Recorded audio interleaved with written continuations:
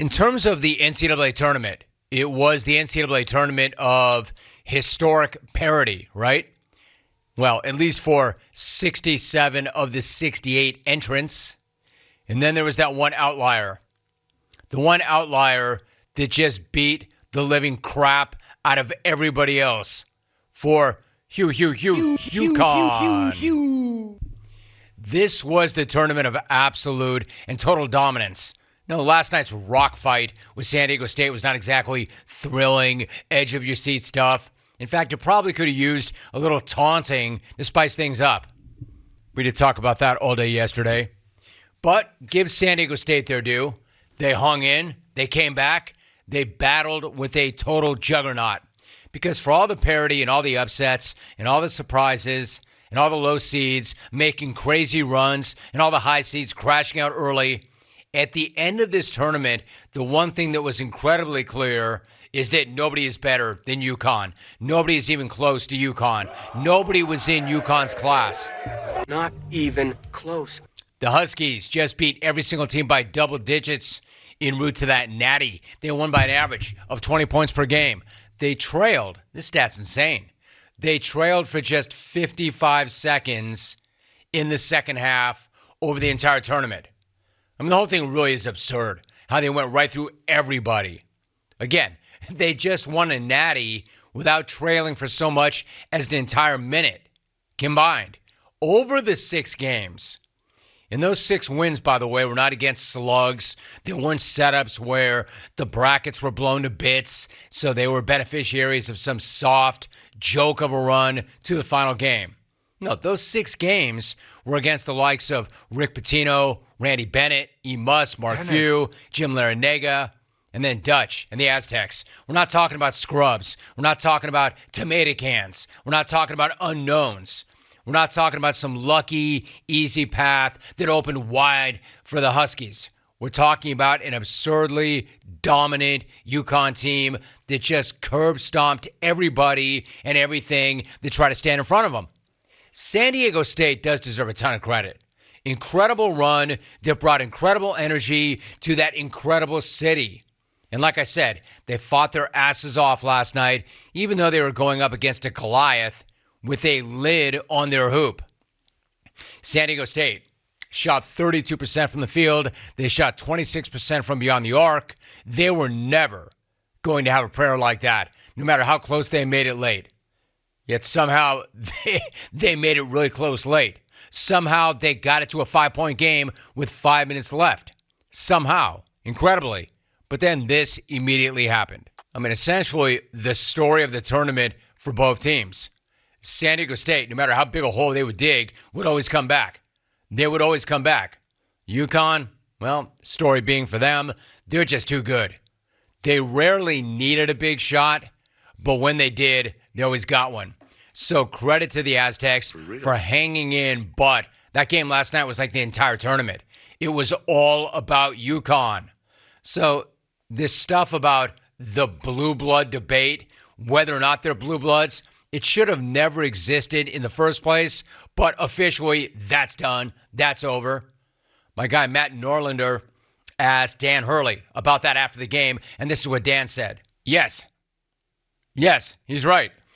The blood is as, quote, blue as it can be, except it's got nothing to do with school colors. It's got everything to do with those 5 natties. 5 natties and in only 24 years. 5 natties in 24 years with 3 different coaches. Hell yes, UConn is a blue blood.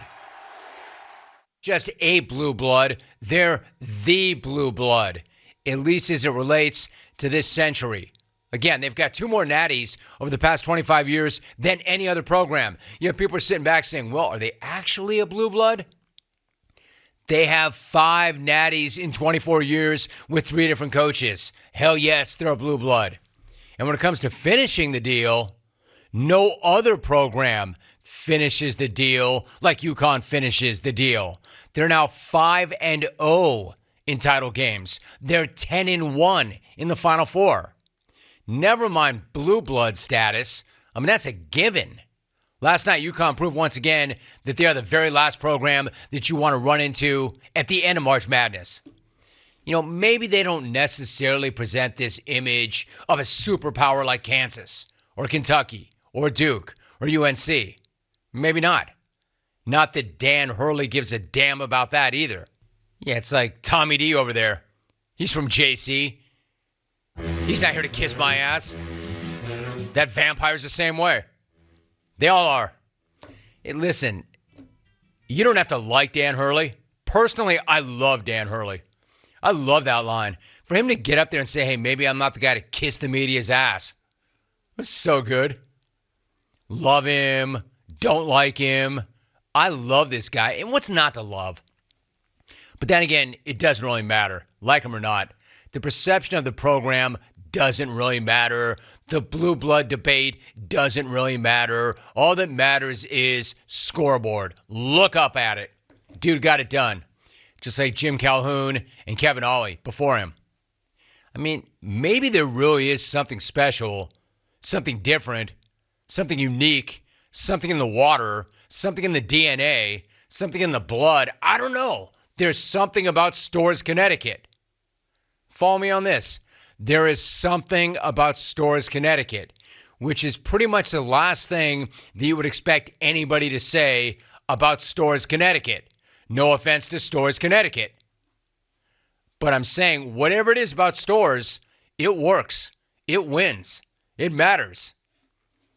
And I've got respect for it, which is why I hope that Storrs is still standing this morning. Because while I have respect for Storrs, I have concern for Storrs. You see these UConn kids losing their damn minds last night? And I'm not here to judge, because we've all lost our damn minds. All fans lose their damn minds when they win. I mean, I've never understood it, right? I've never understood. When fans, when their teams or their schools lose really important games, I see why they're angry.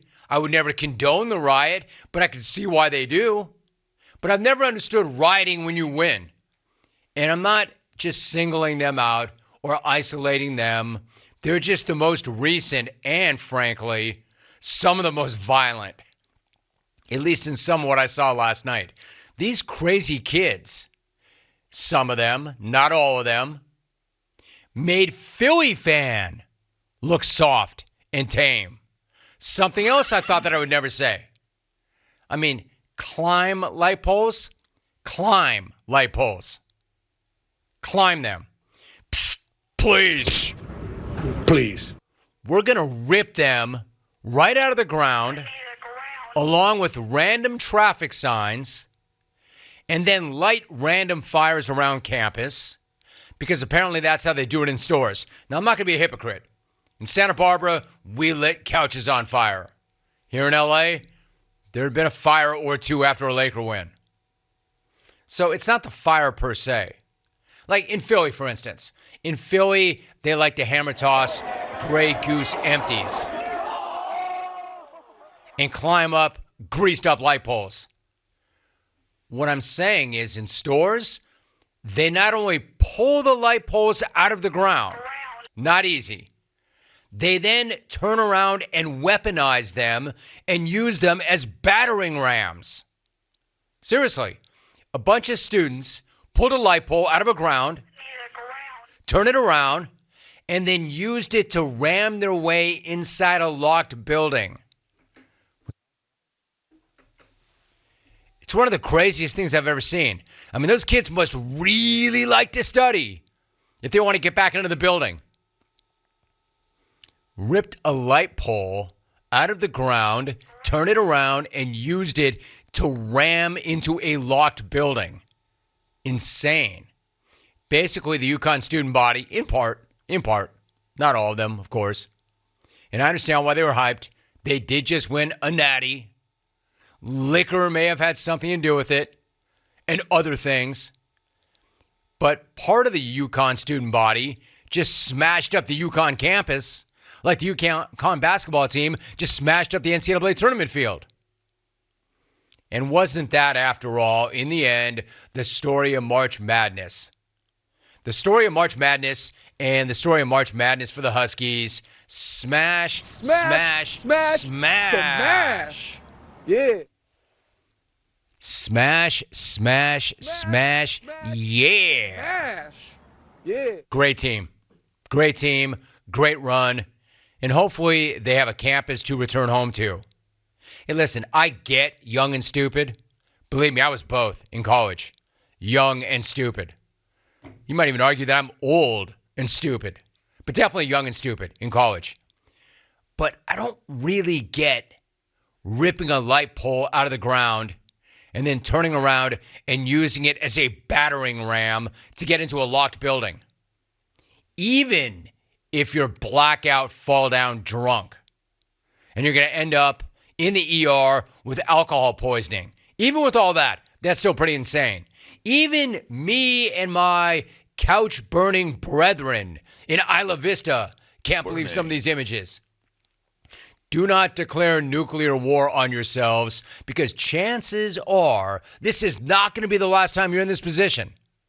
It's not. I really don't think that Dan Hurley's going to stop at 1. I think that highly of that guy. I think that highly of that program. They've got 5 in the last 24 years. Keep that in mind as you're ripping light poles out of the ground and ramming them into locked buildings. You're probably going to be here again. You want to make sure there is a school to go to when you come back. Man, they were good. Awfully, awfully good. And one more thing we talked about ad nauseum yesterday, the thing about San Diego State, and there's no shame in that. They have nothing to be embarrassed about. They ran to a buzzsaw, which we pretty much knew. But the other thing that we knew was they were prone to shooting droughts. We knew this, right? And then they go 11 minutes without scoring a bucket. They missed 14 shots in a row at some point. They could get away with that against teams in conference. They could get away with that against some other teams in the tournament. They could even get away with that against some good teams. Hell, they fought their way all the way back to 5 points. But you're not going to get away with that in the end against a team as good, as complete, as dangerous as UConn. You can't go 11 minutes without scoring a bucket and think you're going to beat UConn. Thank you so much for watching. Please like, comment, and subscribe, and hit the bell to be the first to know when we do upload a new video.